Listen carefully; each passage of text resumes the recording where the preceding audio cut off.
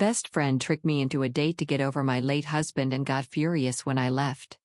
I, 23 female, lost my husband, 25 male, 2 weeks ago to a car accident. He was the love of my life, and I'm still not used to waking up without him every day. We had big plans for our future, and it all came crashing down in a heartbeat. We met on his uncle's farm. He was a farmhand, and it was love at first sight for me. I'm also 4 months pregnant, but I haven't told anyone. And I was planning on telling my best friend when I was feeling better. My best friend, Lee, 24 female, has been my shoulder to cry on during this time. She helped me with my husband's funeral and everything else I needed as I'm no contact with my bio family. That's a story for another time. Lee is currently dating Barry, 24 male. They usually hang out in a trio with Liam, 24 male.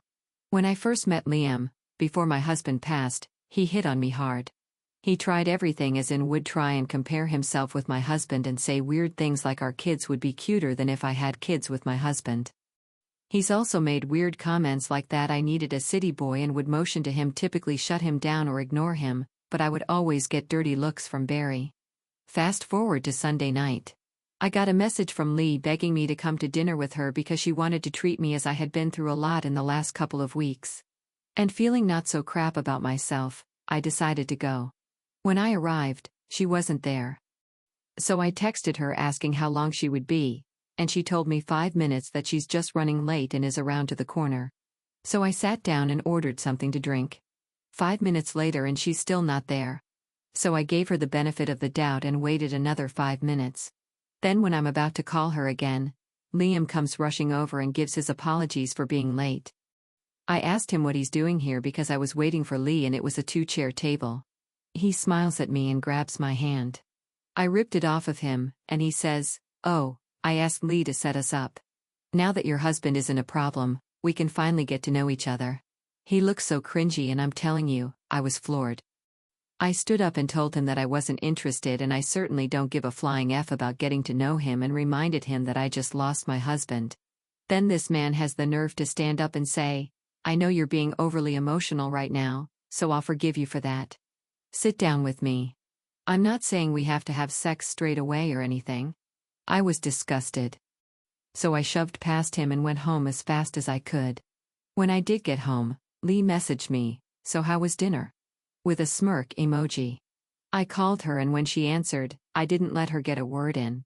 I just yelled at her, asking her how she had the audacity to do something like this weeks after I just lost my husband and when she's been the one to hold me together this whole time. I asked her what effing game was she playing at, and that the only reason I wanted to meet tonight with her was to tell her I'm pregnant. I just hung up on her and texted her that I need time and I don't want to be contacted by her for the time being. Then last night, Barry came to my house and asked to talk.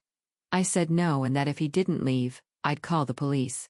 He told me that I broke Lee's heart and that I deeply hurt Liam, considering now is an even better time to get to know him because he could raise my child with me. I opened my door, which Barry took as a sign that I wanted to talk. Instead, I hit him with my shoes and chased him to his car screaming. I'm actually embarrassed I did that. All day today, I've been flooded with messages from friends and the trio themselves shaming me for pushing away the people who care about me the most and that they don't even recognize the person I've become. The only thing that hurts the most is that my husband would know what to do. He would tell me how to fix it, and now I have no one who I can talk to. I'm just so numb inside. I have a therapy appointment tomorrow, but I'm thinking of calling my husband's mom even though we've barely spoken since the funeral. Any advice is appreciated. Well, Obi, first of all, I am so sorry for your loss. I'm also sorry that the people you thought were supporting you, particularly your best friend, turned out to be a harpy. She's not a friend, OP, and neither on any of the other people that are calling you or sending you messages to shame you. Who the F do these 3 a-holes think they are? I mean, Lee, your best friend, for setting you up behind your back 2 weeks after your husband passed, Liam for being a creep, and Barry for going to your home to tell you that Liam is the best option to raise your kid with you. They can all get bent and go F themselves. I don't think you need some time. I think you need to go no contact with these people. These are not your friends. Just get rid of them. And I think at the end, you gave yourself the best option. Call your late husband's mother. If you had a good relationship with your in-laws, then they would be the perfect support system right now. And what do you guys think? Let me know in the comments section, and now let's check out the community comments. If I were in your shoes says not the a whole 1,000 times, that is way too soon for any of that. Sorry. I know women and it has been years and they are still not dating. And I am sorry for your loss. You need time to grieve. Take the time you need. There is no timeline for it. Take care of yourself and your child. Roman 1969 says, the real problem here is your friendship with Lee. She may have supported you during the first few weeks of your loss, but she's certainly not your friend now. She's pimping you out to any bozo who comes along, probably at her a whole husband's insistence. If they and anyone else thinks you can get over such a profound loss with a cheap F, then they need out of your life. The fact that they're all in on taking advantage of a grieving pregnant widow is beyond creepy. Of course, you've changed. You've lost your husband, which any normal person would be deeply affected by. Cut them out of your life. No explanation needed. Block, block, block. You and baby are all that matters now. A whole friends have absolutely no place in your life now. I'm deeply sorry for your loss, not the a whole. My friends called me Epic says, effing vultures. They ain't your friends. They're effing vultures with the savior complex. They think saving you is their calling and they don't care at all about your feelings. I'm so sorry for your loss. It's good that they are showing who they are now though. Time to trim the excess fake friends, not the a whole. And Mac Chicken 25 says, these three are absolute crap humans. Did they absolutely hate your late husband or something? Lose the three of them. I can't even comprehend the audacity that would make them think any of their behaviors was appropriate. And OP responds, Lee used to have a crush on my husband. She knew him because her brother used to play football with my husband. Other than that, Barry and Liam hated him because they think people from the country are stuck-up rednecks. Thank you for your comment. Well, the community agrees. Those aren't friends and OP needs to cut them out of her life. So now, let's move on to the update to see how this story ends. Hello all and thank you for all the comments and support. Before I update, I'd like to address some things from the comments on my previous post. 1. No. This isn't fake. And if you choose to believe that, then that's fine. But don't be dragging my husband when you didn't even know him. Liam didn't kill my husband. It was a car accident and my husband died on impact. Nothing crazy went on. It's just awful, but it's as simple as that. 2. Lee was my friend for a long time. She was genuinely there for me when I went no contact with my parents, and I thought she was a decent friend. Now knowing the truth, there is many things I can think of that she did that are red flags. Personally, I think I ignored them because I have never been close to anyone like that other than my husband. 3. Liam is a loser. And from my chat with Barry, I learned that he's always had feelings for me and that he's never given up because apparently, he's my type. He isn't and never will be. 4. Yes, I ordered a drink. I didn't think I needed to disclose that I ordered a lemonade. It was simply a soda, nothing wild. I know I'm pregnant and I'd never do anything silly. And 5. I'm not magically pregnant. My husband and I both wanted children young, and we were trying for about a year. We just didn't disclose that we were trying because my husband and I think it's weird telling people, oh, we're having sex an extra amount. I don't know, but my husband and I are very private people and kept a lot of it that way. Now to update you all, I called my mother-in-law Louise after making the post. I thought that I needed to tell her about the baby because just like some of you said, she is overjoyed about the news. She didn't answer my call but instead drove straight over to my house. I honestly didn't know what to say to her, but we just hugged and cried all night. I didn't have the best delivery about how I'm pregnant, probably due to all the crying, but she just lit up and was so happy. It's the first time I've seen her be this happy in all of the time I've known her. So at least I have some support. My father-in-law came over when he finished work after mother-in-law told him he needed to come to my house, and he was overjoyed about becoming a pop. Louise offered to have the baby and I move in, and I agreed. She said that I can sleep in my husband's old room, which was a little bittersweet. When I told her what was going on with Lee, Liam, and Barry, she was furious, and told me not to worry about it because they, mother-in-law and father-in-law, have my back. After a lot of even more crying, father-in-law told me that my husband would be so happy to have this baby grow up on a farm like my husband did. Overall, our conversations last night was something I needed. As for the trio, I've blocked them. None of my family are reaching out because they simply don't know me anymore. The only friends who are reaching out are mutual friends of either Lee, Barry, and one of Liam's other friends. I was confused on if I was being an aho because I just left Liam standing there and yelled at Lee. I was so upset. I was confused on the entire thing. So thank you all, and I'll let you know if anything else happens because I know Liam will not give up until he's in jail. I seriously hope it doesn't come to that, but the fact he drove past my house twice already makes me uneasy. So I'm hopeful to move to my husband's parents' farm soon. I think that will put my baby and myself on a better path. Well, it'll be two things. First, start documenting everything. See if you can get some cameras until you move to your in-laws' house and also move in as soon as you possibly can. So here's wishing you and your baby the best in the future. Take care, OP, and thanks for sharing. And now, let's move on to the next post that also has an update. This post is from the subreddit entitled People and it's by user Nestor Prime. Entitled Coworker Demands I Share My Bonus Because They Deserve It More. So I work at a company that offers bonuses based on individual performance. I recently got a bonus and let's just say I worked my butt off for it. Late nights, weekends, the whole deal. But here's the kicker. My coworker who spends half her time scrolling on her phone and consistently turns in work late actually had the nerve to demand I share my bonus because in her words, she deserved it more. She went on about how we all work hard and claimed that it was only fair since she has more expenses than me.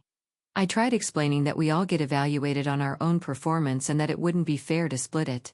Of course, that didn't go over well.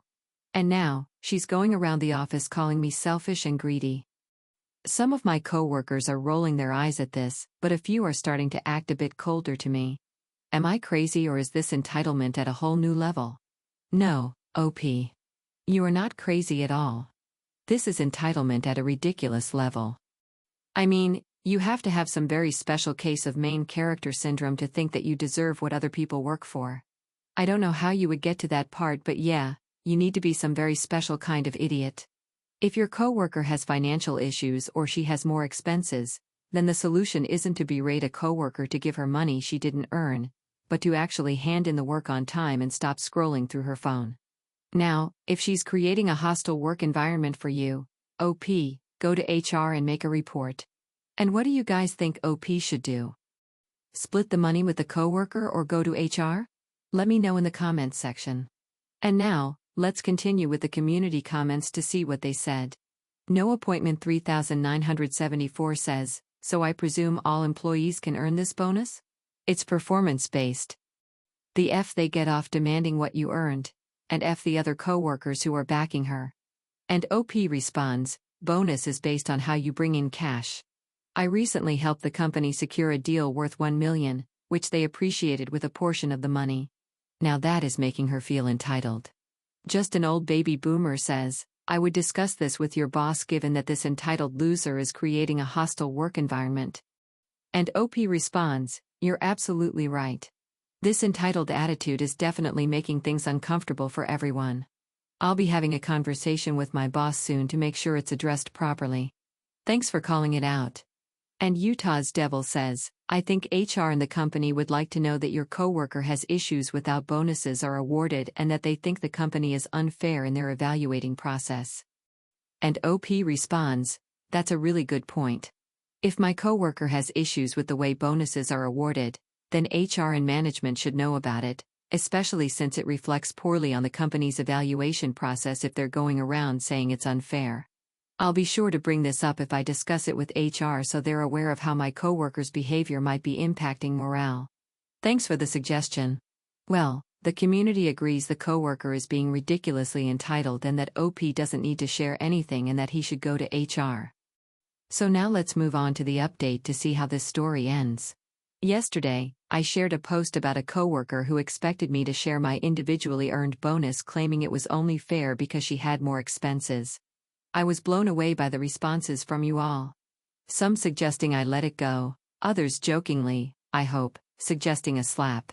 But most of you advised me to escalate the situation to HR. Well, I took your advice, and as of this morning, Tuesday 9 a.m., I've just left the HR office. They took my complaint seriously, and it turns out I'm not the only one who's had this issue with her. Turns out like 4 more people had filed a complaint. She's now been suspended for 3 weeks pending further investigation. Thank you all for the advice and support. Sorry I couldn't reply to each of your comments individually, but I appreciate everyone who asked for an update. Well, OP, it's good to know that HR took your complaint seriously along with the 4 others and decided to take measures. I highly doubt this will be a change in her attitude, but who knows? Maybe it will. Thanks for sharing, OP. Now, let's finish this video with a mood booster post. This post is from the subreddit Malicious Compliance and it's by user anti-hate_account_. Want to force me to give out resumes when I already have a job? Fine then. I, 22 male, am the primary caretaker of one of my family members. Among other chronic illnesses, she is a diagnosed narcissist with early dementia. As per my family's request, I moved with her and took an online job as a trilingual translator to ensure I would be there 247 should she have an emergency. Somehow, she has interpreted my constant presence as me not having a job despite me explaining several times that I did, in fact, work. She went to the point of stealing my ID and debit card, saying she would not be giving them back to me unless I gave out resumes where she told me to. I have searched the whole house and couldn't find them, so I was forced to comply. I have a huge amount of respect for people who work in these fields, but I am not taking a job as a cleaner or a cashier when I work in my field of choice. That's when I noticed all the places she was forcing me to send out resumes to were requesting a cover letter. This is where the malicious compliance take place. I took an already written cover letter and changed some details so it'd be like I wrote it myself. I made her read it and approve it as per her request, then added the following sentences in my second paragraph. If this letter arrives on your desk, please know that this application has been sent without my consent. Already having an online full-time job. Please do not take it into consideration. As you can imagine, I didn't get called back much. Only one place sent me an email, and once I explained the situation, their HR team wished me luck with my situation and told me this motivated them to read cover letters more carefully. At the same time, I contacted my boss. I knew they sometimes open in-office positions, and my boss is one of the nicest people I know. So I contacted her and asked if there was any way I could get the next in-office position, telling her why exactly I was asking that. I've been working there for 6 months and she never had any complaints about me. So she sent me a permanent contract starting in January 2025 for their office. It's overseas in a country where I'm legally allowed to work without a work visa. I won't specify which country since I have the intention of disappearing there. My flight is already booked and only my best friend knows what's going on. I have a letter already written out where I tell my family to not warn the authorities. As soon as I land, my bank account will be closed and my phone subscription cancelled. And after 5 years, I will ask to become a citizen in that country and won't renew the paperwork necessary to prove my citizenship in my birth country. I have 3 younger siblings. All of them are still in middle school. They have their own email addresses that our parents don't know about. So I will send them an email telling them this is not their fault and that they're the only ones in the family who are allowed to contact me. I'll also add that I will answer to any questions they have once they turn 18. I'm excited. I'm excited to start a new life. I'm excited to get out of this family who has been the source of most of my problems for my whole life. I'm excited to finally escape toxic people in a toxic environment that was destroying my mental health. Only 2 months left, and after 22 long years of waiting, I'll finally be free. All of this because my last straw was forcing me to send out job applications. Well, OP, nicely done. She pushed you to send out those job applications and you did a great job for yourself. So here's wishing you the best in the future, OP. Take care and thanks for sharing. And that's it for today's video. Thank you so much for taking the time to watch it. Now if you've gotten to this point in the video, I assume that you like these stories that I'm reading out. So here are a couple more that you might enjoy, and if you don't have any time to watch another story right now, save it for later.